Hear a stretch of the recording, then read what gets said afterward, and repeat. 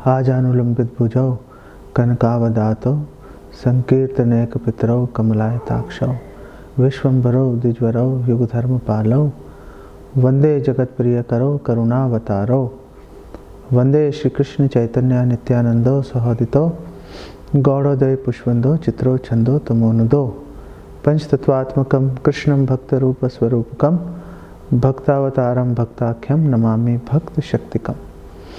श्री कृष्ण चैतन्य प्रभु नित्यानंद श्री अद्वैत गदाधर श्रीवासदि गौर भक्त वृंदा हरे कृष्ण कृष्ण कृष्ण हरे हरे हरे राम राम राम हरे हरे। सो हम लोग श्रीमद् भागवतम चौथे स्कंद के 5वें अध्याय के श्लोक संख्या 11 से 16 तक चर्चा करेंगे। तो प्रसंग क्या चल रहा है? बेसिकली प्रसंग ये चल रहा है कि दक्ष जो है वो बिना वजह, कोई कारण ही नहीं है, जबरदस्ती बिना वजह शिव जी के प्रति उसके हृदय में आसक्ति ईर्ष्या आ गई। अपने पद से आसक्त होने के कारण अपनी प्रतिष्ठा दिमाग पे चढ़ गई उनके। जो मदिरा का नशा है वो तो कुछ घंटे में उतर जाता है, प्रतिष्ठा का नहीं उतरता इतनी जल्दी। जब तक ठोकर नहीं लगती, जब तक नीचे नहीं गिर जाता आदमी, तब तक नशे में घूमता है वो, बिल्कुल जैसे एक हॉन्टेड, ऐसे किसी को भूत चिपक गया हो वैसे चलता है उसका। इतना शिव जी से नाराज हो गया दक्ष की अपने यहाँ पे यज्ञ का आयोजन किया। पहले ही बोल दिया, आचमन करके बोल दिया कि आज से जो है ये जो शिव है, इसको देवताओं का जो भाग है यज्ञ के अंदर वो आज से नहीं मिलेगा। शिव जी ने बोला जान छूटी भाई, कौन ये देवी देवताओं के बीच में बैठ के कर्म कांडियों का भाग स्वीकार करते रहो, जान छूटी। जिस प्रकार निमाय पंडित श्री चैतन्य महाप्रभु, एक स्मार्थ ब्राह्मण ने उनको बोला मैं भी देखना चाहता हूँ आपका जो नृत्य कीर्तन का कार्यक्रम है अच्छा भाई, चैतन्य महाप्रभु ने बोला घुस नहीं सकता भाई कोई नॉन डिवोटी यहाँ पर, बाहर रहो।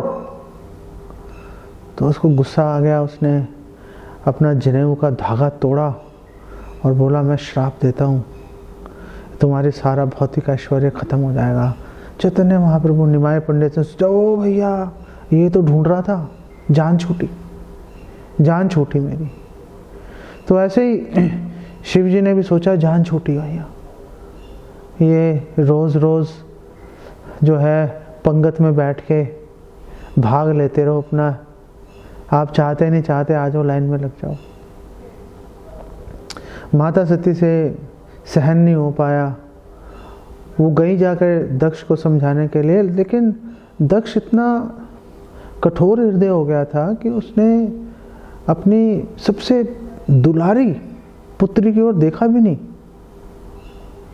लेकिन माता सती अपने अपमान से दुखी नहीं थी, वो शिव जी के अपमान से दुखी थी और उन्होंने बोला कि जिस प्रकार विषैला भोजन खाओ तो उसका उपचार होता है कि उल्टी कर दो, वमन कर दो, इसी प्रकार ये शरीर आपने दिया है, आपने शिव जी का अपमान किया है, तो मैं और तो कुछ कर नहीं सकती, मैं इसको वमन कर देती हूँ, इसको त्याग देती हूँ। देखते ही देखते योग शक्ति से उन्होंने अग्नि प्रकट की और अपने शरीर की आहुति दे दी उन्होंने। माता सती के साथ में शिव जी के अनेक अनुचर आए थे। जब उन्होंने देखा आनंद फानन में, कोई सोच भी नहीं सकता था, कोई किसी को कोई कुछ कर नहीं पाया, रोक नहीं पाया। उन्होंने गुस्से में आके जब हमला करने की कोशिश की तो भृगु मुनि ने यजुर्वेद के मंत्र पढ़े और यज्ञ की दक्षिण दिशा में आहुति डाली। हजारों हजार देखते देखते ऋभु नामक देव प्रकट हो गए, उन्होंने यज्ञ की अग्नि से भगा दिया सारे शिव जी के अनुचरों को। वो जाके शिव जी को बताते उससे पहले ही नारद जी पहुंच गए वहां पर। और नारद जी ने शिव जी को यह दुखद समाचार बताया। शिव जी क्रोधित हो गए। शिव जी क्रोधित हो गए कि आखिर कैसे कोई व्यक्ति एक भक्त के प्रति अपराध कर सकता है। माता सती के प्रति अपराध वो सहन नहीं कर पाए, तो उन्होंने अपनी जटा से कुछ बाल नोच के उखाड़े और जमीन पर उनको मारा, बालों को। तो वहाँ से वीरभद्र नामक एक राक्षस प्रकट हो गया। वो ऐसे आसमान को छू रहा था, तांबे की तरह एकदम लाल सुर्ख उसकी आंखें। और उसने हाथ जोड़ के शिव जी को प्रणाम किया और शिव जी को बोला, मेरे लिए क्या आज्ञा है? मार दो जाकर दक्ष को और उसके सिपाहियों को, खत्म कर दो उनको जाकर। तो अब वीरभद्र चले वहां पर दक्ष की यज्ञशाला की ओर, और पीछे पीछे शिव जी के अनेक अनुचर उनका साथ में गए इस कार्य में सहयोग देने के लिए। तो ये पृष्ठभूमि है। इस पृष्ठभूमि के चलते आज हम 3 मुख्य शिक्षाओं के ऊपर बात करेंगे कि इस प्रसंग में हमें 3 शिक्षाएं मिल रही हैं। शिक्षाएं अनेक हैं, एक एक शब्द से आप अनेक शिक्षाएं निकाल सकते हो, लेकिन हम लोग आज मुख्य रूप से 3 शिक्षाओं पर बात करेंगे जो हम इससे सीख सकते हैं और उसको अपने जीवन में उतार सकते हैं हम लोग। फिर हम उन 3 शिक्षाओं की जब बात करेंगे तो फिर हम भगवद गीता के एक श्लोक की भी, उसका भी संदर्भ रेफरेंस लेकर आएंगे और फिर आपको उसके प्रपोर्ट में बताएंगे कि श्रील प्रभुपाद क्या बोल रहे हैं। और आप ये देखकर भौचक्के रह जाओगे। मैंने जब पढ़ा था तो मैं एकदम हैरान रह गया। मैंने बहुत बार पढ़ा था, लेकिन जब एक कॉन्टेक्स्ट में आप लेके किसी चीज़ को पढ़ते हो तो जिसे बोलते हैं ना, दिमाग की बत्ती जल जाना, तो दिमाग की बत्ती जल जाती है उस समय। प्रभुपाद की पुस्तकों में बहुत डेप्थ, बहुत गहराई है। ज़रूरत है कि हम लोग उसको सावधानी से पढ़ें और एक भक्त के मार्गदर्शन में पढ़ें, तब जाके बात बनती है।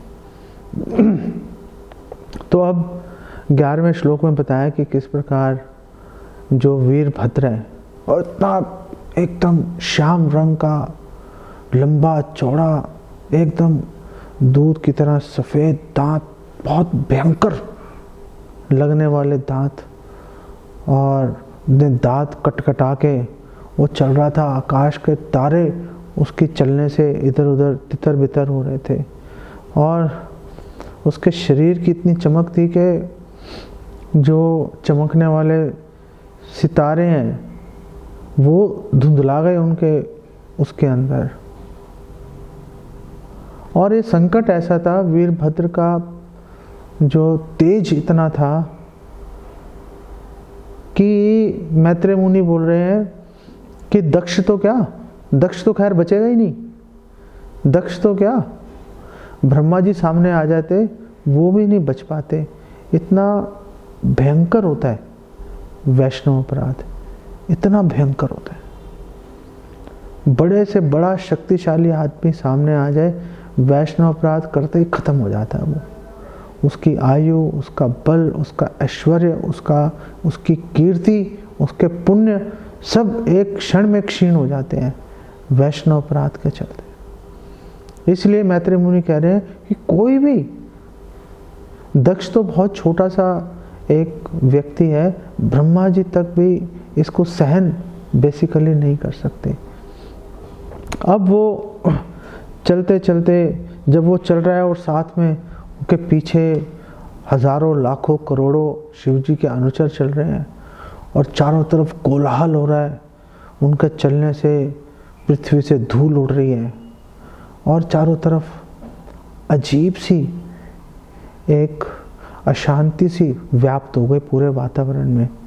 और जो यज्ञशाला में जो लोग बैठे हैं, दक्ष बैठे हैं, ऋषि मुनि, बड़े से बड़े ऋषि मुनि बैठे हैं, भृगु मुनि आदि। ब्रह्मा जी नहीं थे वहाँ पर, ब्रह्मा जी नहीं थे, बड़े बड़े ऋषि मुनि बैठे हैं।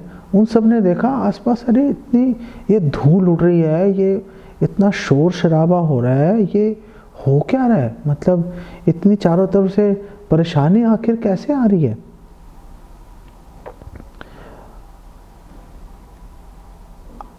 सब लोगों ने ये सोचा कि ऐसा तो नहीं कि चारों तरफ जो है चोर डाकुओं का बोलबाला हो गया हो, लूटपाट में लगे हो।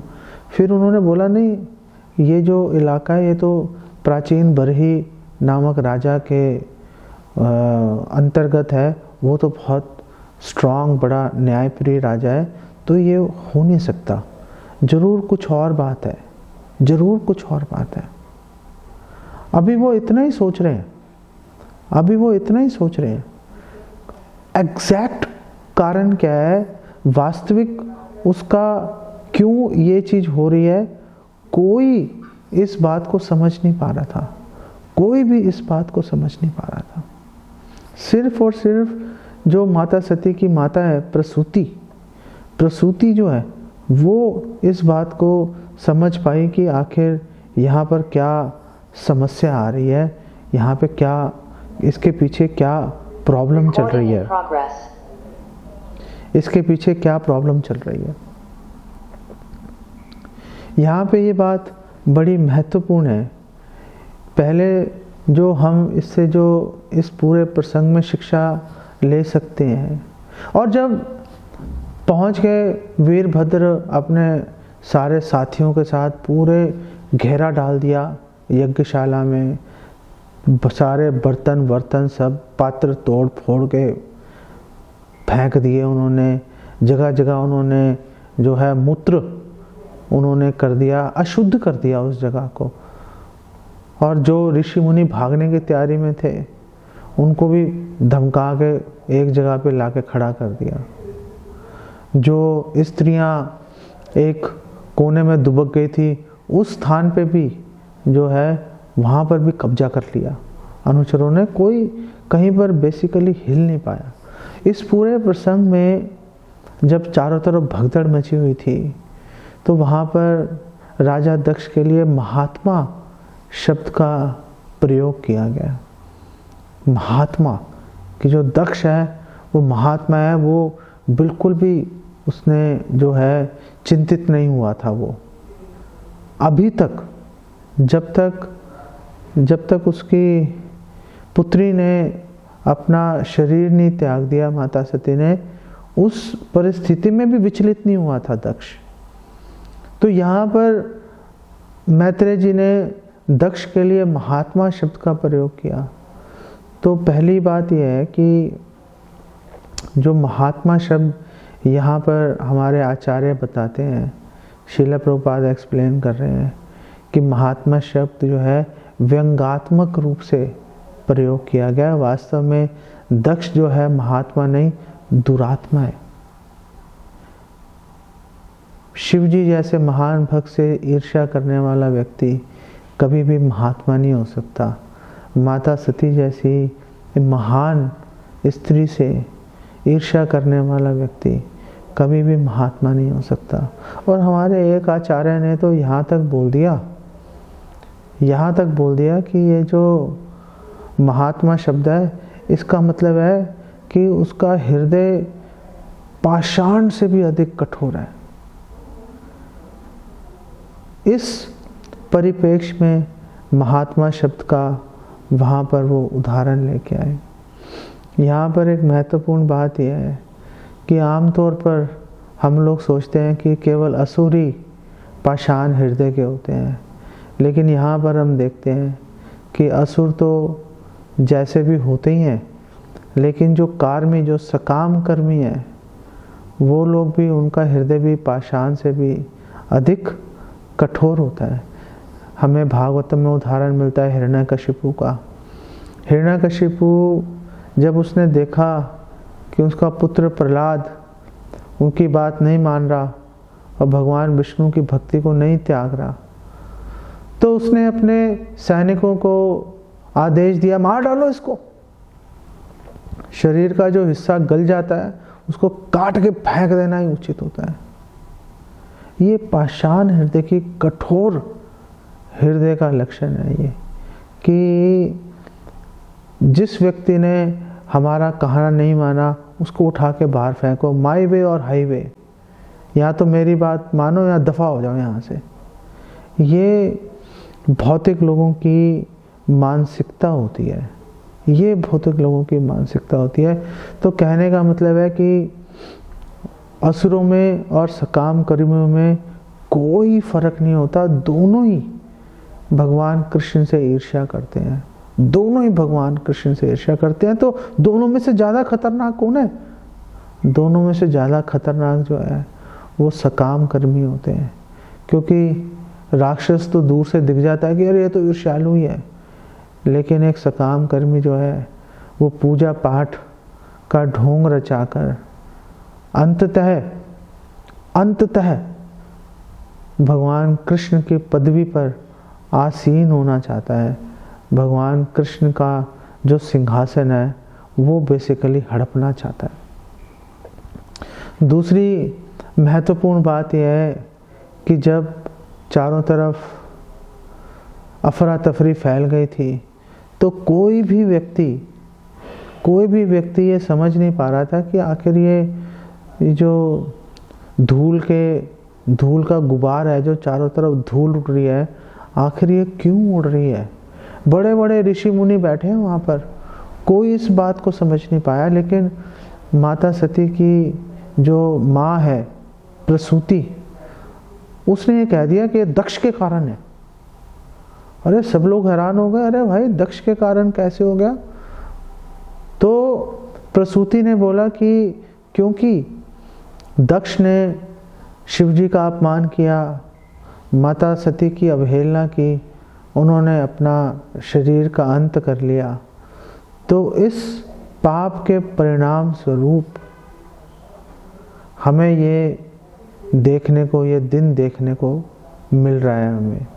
इसके पीछे कारण हमारे अपने गलत कार्य हैं। अरे तो वो कहाँ गए रिभु जिन्होंने शिव जी के अनुचरों को भगाया था? अब कहीं नहीं दिखे वो। अब तो बस दक्ष और ऋषि मुनि बैठे हैं और चारों तरफ से घिरे हुए हैं वो वीरभद्र और असुरों से। पूरा दिमाग उनका चलना बंद हो गया।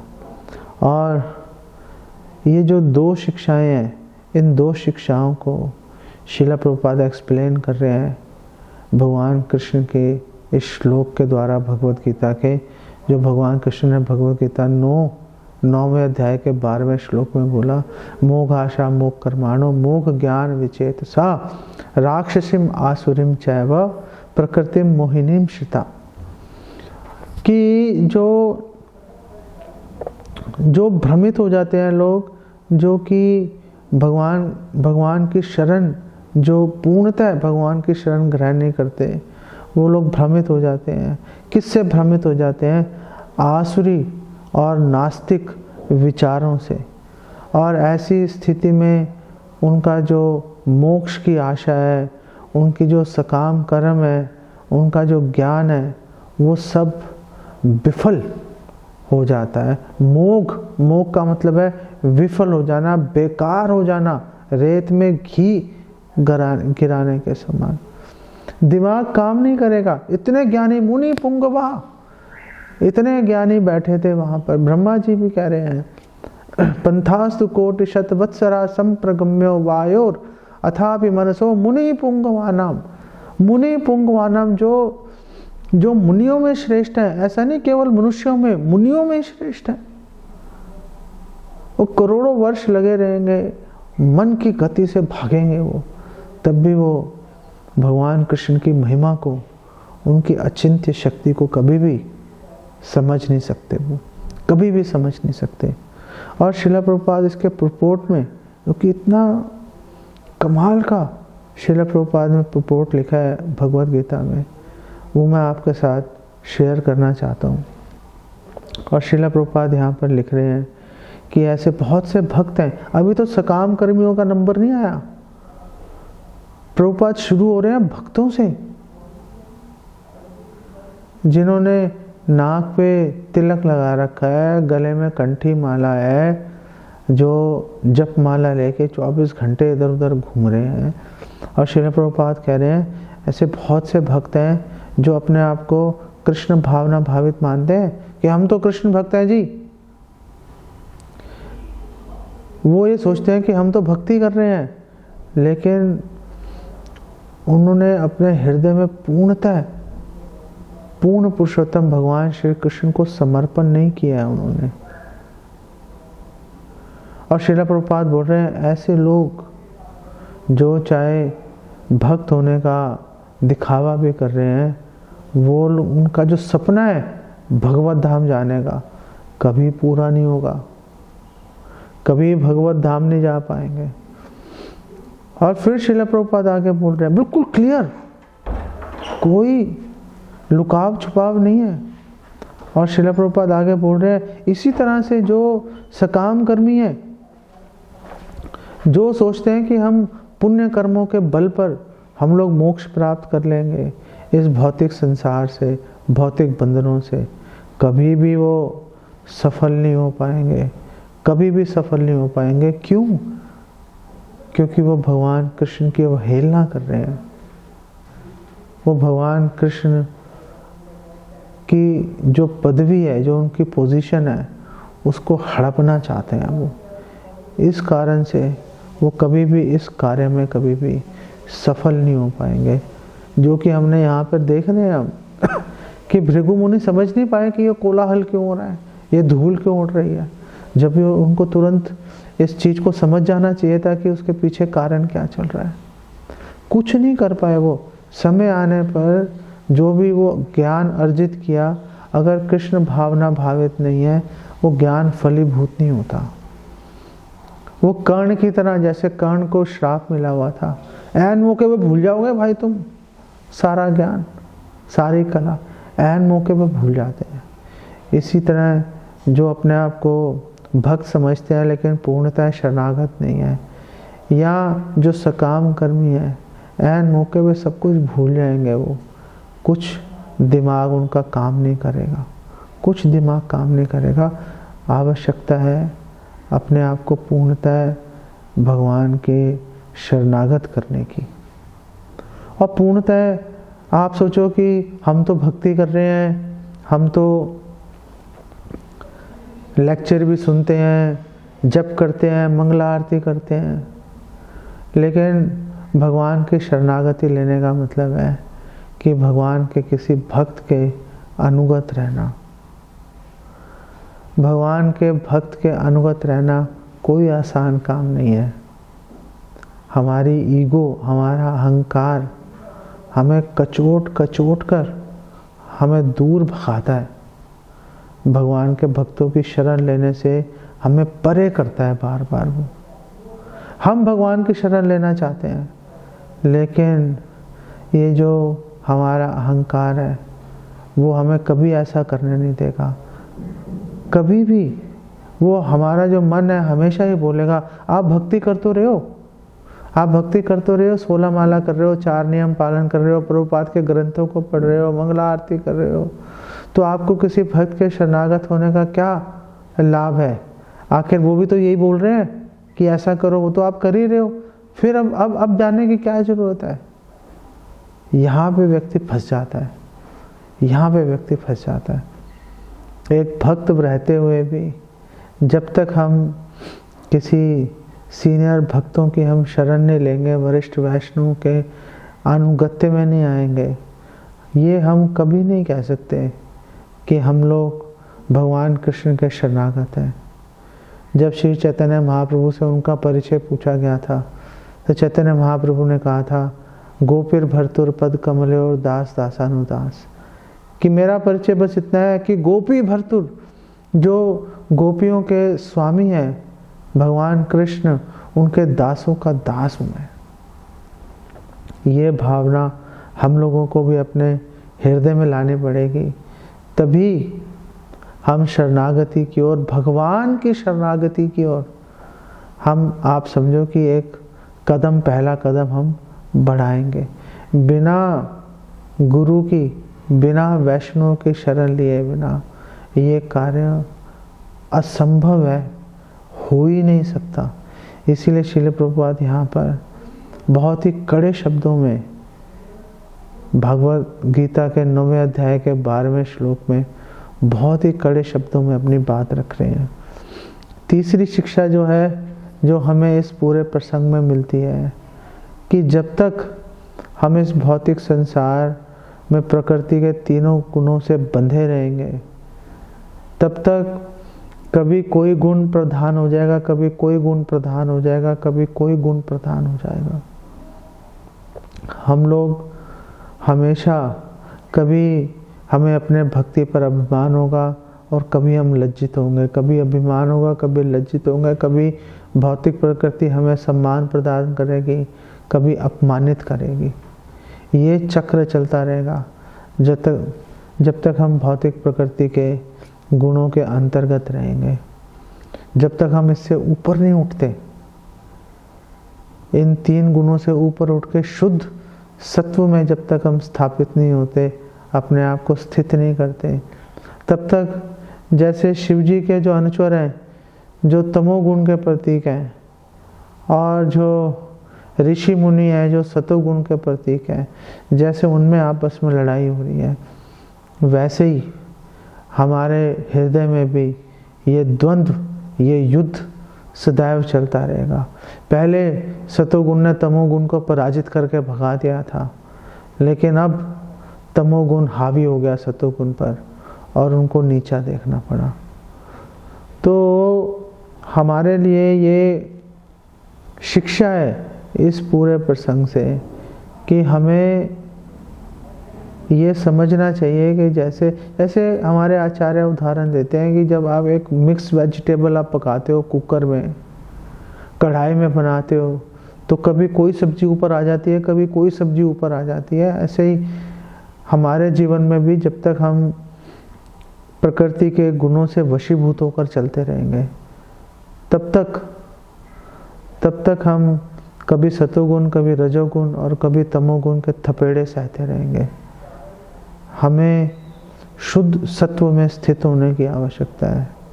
वो कैसे हो पाएंगे? इस संसार में रहते हुए, इस शहर में रहते हुए वो हम हो पाएंगे जितना हम अधिक से अधिक भक्तों का संग करने का प्रयास करेंगे, अधिक से अधिक हम भक्तों के अनुगत रहने का प्रयास करेंगे, तभी ये संभव हो पाएगा। नहीं तो हम सोचेंगे कि हम शास्त्र पढ़ के ज्ञान अर्जित कर रहे हैं, वो ज्ञान आपको ऐसी पटकन ही देगा कि दिमाग खराब हो जाएगा। अभी पीछे मैं एक बहुत ही प्रसिद्ध एक राजनीतिज्ञ था, उसका नाम भूल गया मैं, उसने रामायण पर उसने कमेंट्री लिखी और उसने कहा देखो, क्योंकि भगवान राम आए और उन्होंने एक क्षत्रिय की तरह युद्ध किया, और क्षत्रिय जो है क्योंकि वो रजोगुण और सतोगुण के मिक्सचर में स्थित होता है, तो इससे हमें पता चलता है कि जो गुण है, प्रकृति के तीनों जो गुण हैं वो सर्वोपरि हैं। भगवान भी प्रकृति के तीनों गुणों के अंतर्गत आ जाते हैं। पूरे शास्त्र पढ़ने के बाद उस व्यक्ति का यही निष्कर्ष निकल के आएगा। ऐसे अनर्गल, ऐसे घटिया बेकार निष्कर्षों पर हम लोग भी पहुंचेंगे यदि हम सावधानी से भक्तों के मार्गदर्शन में हम लोग अगर भक्ति नहीं करेंगे। यही यहाँ पर हमें बेसिकली समझने की आवश्यकता है। अपने आप को दक्ष मत समझो, अपने आप को दक्ष समझने की भूल मत करो। हमेशा अपने आप को असहाय, लाचार, दीन समझने की कोशिश करो कि हमें हर कदम पर हमें गुरु के, भक्तों के सहयोग, उनके मार्गदर्शन की आवश्यकता है। और उसके लिए अगर हमें किसी से मार्गदर्शन चाहिए तो हमें झुकना ही पड़ेगा उनके सामने। हमारा मन बोलेगा अरे वो गलत है व्यक्ति, तुम्हें झुकने की आवश्यकता नहीं है। लेकिन अपने मन को ठोकर मारकर श्रद्धा के बल पर वरिष्ठ वैष्णव के सामने झुकेंगे तो जीवन में सफलता की कुछ आशा है, नहीं तो बहुत बड़ी प्रॉब्लम है हमारे साथ में। इसको यहीं पे मैं विराम देता हूँ। आप सबका बहुत धन्यवाद। जगत गुरु श्रील प्रभुपाद की जय।